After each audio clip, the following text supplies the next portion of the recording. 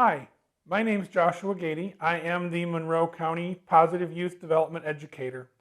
I'm here today to talk to you a little bit about how to work with behavior and campers, some of the reasons they do the things they do, and how you as a camp counselor can work to help them have the best camp and to have the best behavior in all of your campers. If you have any questions, my email is at the end of the slide deck. I'd be happy to talk to you about any of the issues. Thank you for taking the time to learn how to be a camp counselor and support the other 4-Hers in your club, your county, and your state. Thank you. Hi, and welcome to Keeping Campers Happy, how to deal with that camper. By that camper, I'm talking homesick, I'm talking want to do my own thing, I'm talking I'm not listening to you.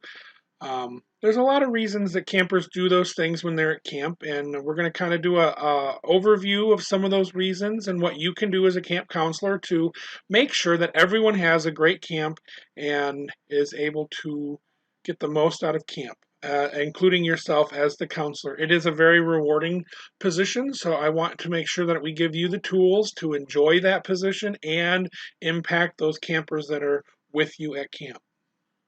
So, some questions to consider when you're looking at camp behaviors. Why do campers actually come to camp? Why do campers act that way? What can you do to influence their behavior? And how do you ensure your campers have fun? Let's start with that first question. Why do campers come to camp? There's a lot of different reasons. To have fun with friends. We don't have a lot of time in our society where kids can just kind of be with friends and not have an agenda. Camp definitely has a lot of agenda and a lot of things to do while you're there, but there's also downtime. There's also fun activities that you do at camp that are different than what they would be doing at home. So that is one of the big reasons. You'll see it when you look at rooming requests. Most of the campers that sign up will say, "I want to be with so and so," or "I want to share camp. I want to be in this person's tent. I want to be in this person's group." Um, and so that's one of the reasons kids come to camp is to have fun with their friends. And again, that word "fun," they wants to be different than being at home. They want to do the cool camp stuff. They've seen the pictures of hip waders in the river. They've seen kids on canoes. They've seen the cool pictures from Black Hawk Island. They've seen pictures from last year's camp at the campfire and the s'mores traditions. And they've heard their big brother or big sister talk about all those games and all those things that are part of going to camp. And they want to do that too. And if they were at camp last year, they remember those things that you did and they really want to go back and do those. Hopefully, they had a good experience and that's what they want to go back for. This one may not be at the forefront of most kids' minds when they choose to go to camp or mom and dad have them go to camp, but being independent and away from home is a big deal. Think about a 9, 10, 11-year-old. They don't spend a lot of time away from home. They go on vacation with their parents. They go, to school with all their teachers. They don't do a lot of things on their own. Camp is one of those things where they get to kind of be away from home, be away from the routine, and try new things and decide whether or not it's something they like, adding to their understanding of themselves that, hey, I love canoeing, or no, I don't like canoeing. Canoeing was horrible. Hopefully none of our kids have that experience, but that is one of those things that's an opportunity to learn about themselves. Um, Meet new friends. Again, this is one of those things that we want to be encouraging kids to do. Maybe not the forefront of their decision, but it is one of the decisions that mom and dad have in mind when they send the kid to camp. And so we want to make sure to have lots of opportunities in a safe and caring environment for kids to meet those new friends, spend time with those new friendships, and be able to take that home with them.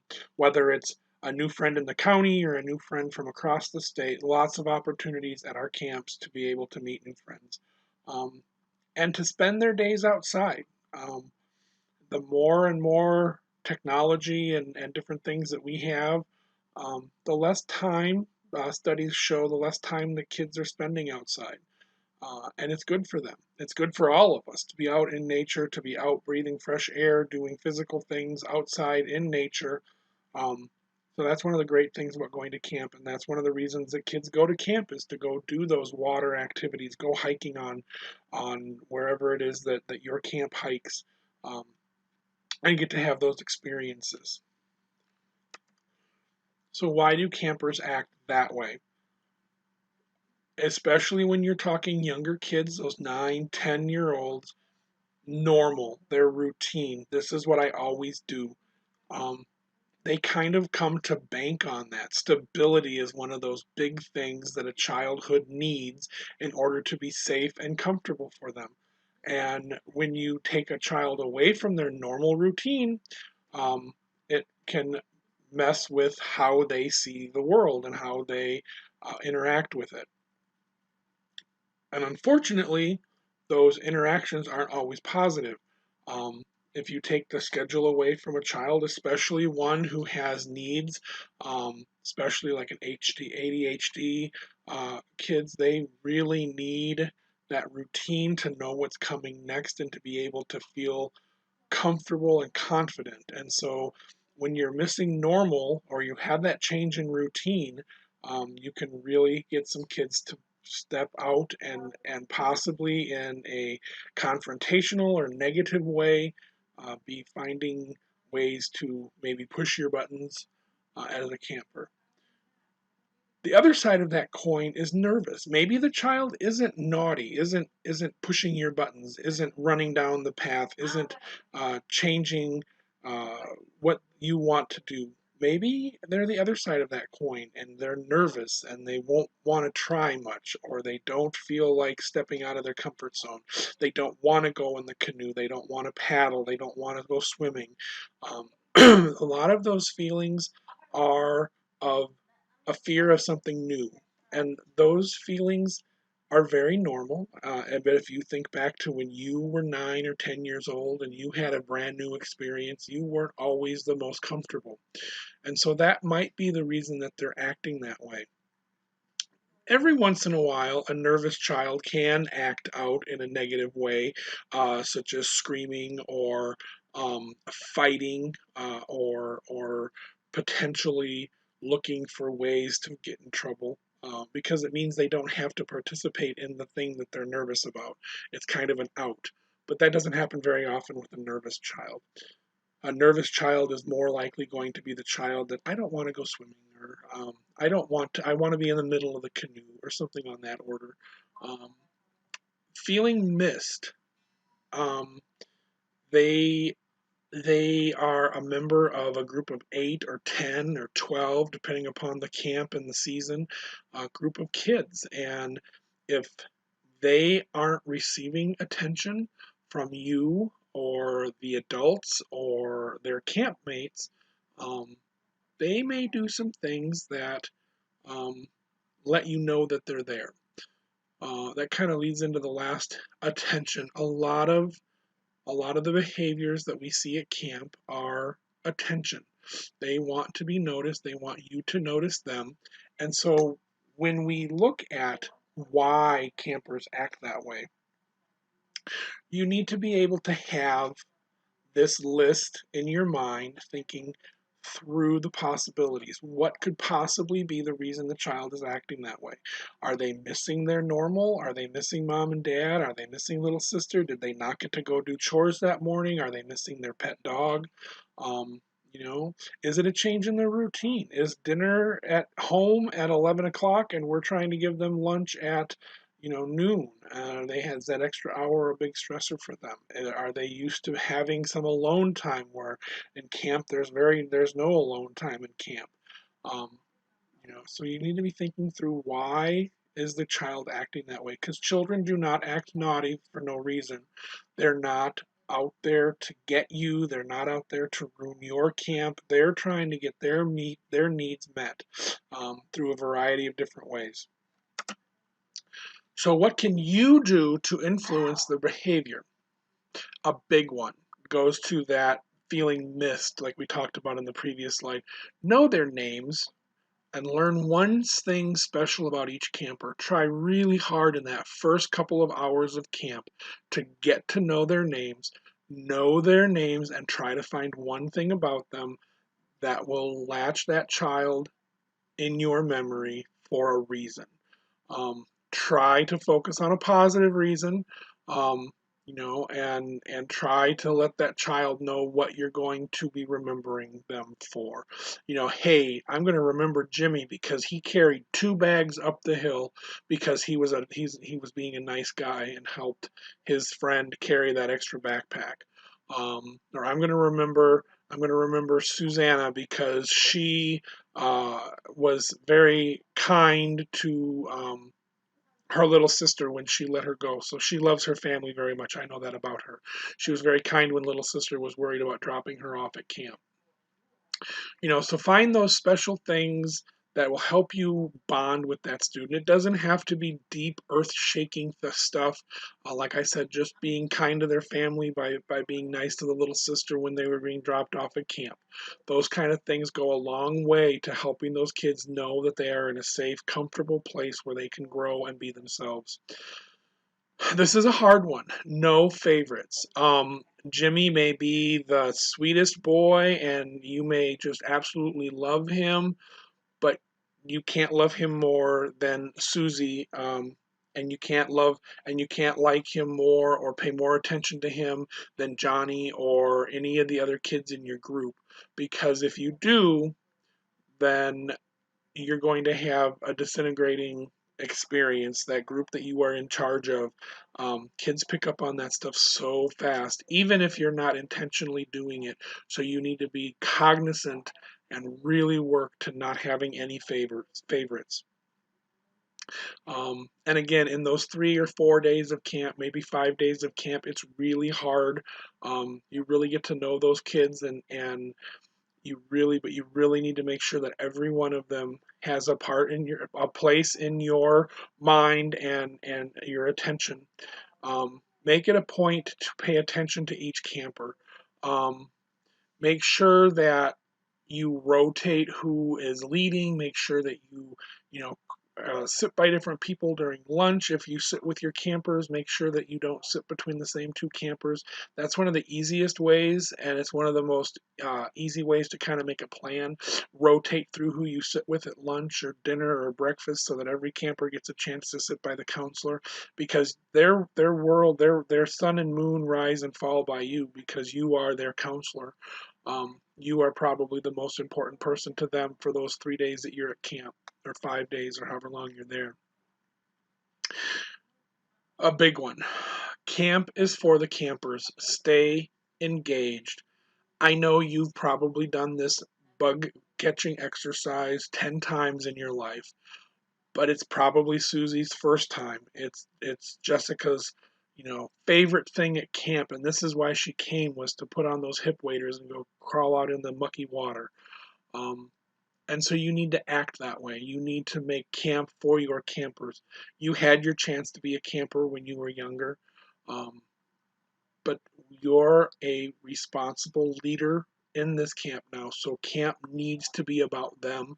You need to stay engaged. And I know that you and the other counselors are friends, hopefully, and that's fantastic. But for those hours that you are a camp counselor, you have to be there for those kids, not for your social group. This is one of those things that I've read a lot of camp evaluations, and this is one of those things that make or break a camp. My counselor spent all his time with the other group. My counselor wanted to sit with the other table. My counselor spent more time with the other counselors. My counselor had a joke with the other counselors. Those things are really heartbreaking as an educator, because you know that camper's experience was damaged because of decisions that people you chose to put in in a position of leadership, in a position of responsibility. Those people chose their own personal needs over the needs of the camper. They really are heartbreaking to read some of the responses. It doesn't happen all the time, and most of our camps are super successful, and most of our counselors do a bang up job. but when it doesn't, it's really hard to read. Another one, follow the rules. Don't let your group, if you're not supposed to walk on this path, you don't walk on the path, the campers don't walk on the path. You should be doing exactly the way it is, because if they see you bending one rule, um, kids are smart. Kids are very, very smart. And if they see you breaking a rule or bending a rule, your authority just goes right out the window. If you're not supposed to walk on the path, if you're not supposed to go on the beach when there's no lifeguard, don't do it. Because if you don't follow the rules, why should your campers follow the rules? There's just no point in it, because the person that I know to know everything says that he can go on the beach, so that means I can go on the beach. Um, so make sure you follow those rules. So basically, a lot of what my points are in this is about getting to know them. Getting to know someone else involves curiosity about where they have come from and who they are. That is your job as a camp counselor, is to learn those little people who you are in charge of. Maybe not even, maybe they're not that little. Maybe they're only 2 or 3 years younger than you, but you are still the person who their camp is going to rise and fall by. So take some time, invest in them, learn about them, because when they see you investing in them, they will invest in you as their leader, and you'll have far fewer discipline issues if those kids trust you and respect you and want to please you. So, how do you ensure that your campers have fun? Be excited. Be super excited. Even if it's cheesy. Some of my best camp counselors have been so excited about camp, and I can't tell if they're being honest that they're that excited or if they're making it for the kids. It doesn't matter. Make it believable and make it be excited. Be super excited for camp, because this 3 days is super important to them. And when you're excited about camp, it makes the whole thing a lot more fun for you as well. Stay focused on camp. Make sure that when you are in charge, that you are paying attention to where everyone is. You know what's going on. You know the schedule. Um, and if you stay focused on that, then you don't have to worry so much about not being prepared, about not knowing what to do. And that means that the kids are going to have more fun because they're not worried about you not knowing what's going on. Make sure that you share the schedule. You don't have to say at 11:45 we're doing, outback hiking, at 12:45 we're doing swimming. You don't have to do that. More like so today we have the reptiles, and we're going canoeing, and we're also going on a hike over on the cliffside. Doesn't have to be super specific, but if a kid knows what's going to happen, they don't have to worry. Their brain doesn't have to worry about that, because the counselor said this is what we're going to do. Every once in a while, those plans change, and that's okay. That's one of those life skills that we teach 4-Hers, is how to be flexible. But they had an idea of what was going on, and that way it's easier for their mind to kind of shift when plans don't go according. Excite them with what's to come. When I was when I was in 5th grade, I absolutely loved this hike because we got to go in this cave, and it was so cool. Help them understand why it's important that we learn about the ecology. Help them understand that we have to do, we have to learn about how these ecosystems work so that we can work to save them and build a better tomorrow. Um, Encourage campers to be involved. Again, when you have those kids that want to be standoffish. Help them find a reason that they want to participate. Even if it just comes down to making you excited to be their camper or their counselor. Hey Jimmy, I know that you are going to super love this canoe trip. I know you don't think you want to right now, but it's going to be great. You're going to sit in the canoe. We're going to have you paddle, and you're going to learn a new skill, and you get to be out on the water. It's cool out on the water, and I want to see you canoe. I want to know you know how to do that. I want to see you learn that. Be um, be be encouraging. We do have to respect when they refuse. We can't force them. We don't want to force them because that doesn't help anyone. But we want to encourage them up to the point where they are certain they don't want to. And even then, if they change their mind, we try to make it happen. And then at the end of the day, help them reflect on their day. Help them to think back. I had never seen this animal that close before. I had never gotten to see, or I had never gotten to go canoeing before. I'd never been on a boat. Those different things. Help them reflect on those life-changing things in their day, and maybe not even the life-changing, but just the things that they have done that they don't get to do at home. Help them reflect on that and bring those forward, because when we learn and we reflect on what we've learned, it sticks better and it means more to us in the end. So, are we all ready to go camping? Um, Again, my name is Joshua Gady. I'm in Monroe County as the Positive Youth Development Educator. There's my email address. I look forward to working with some of you in camps as we go forward. Um, Big opportunity for you to be involved in the life of kids. Just remember that there's a reason that those kids are acting that way. Thank you very much and have a good day.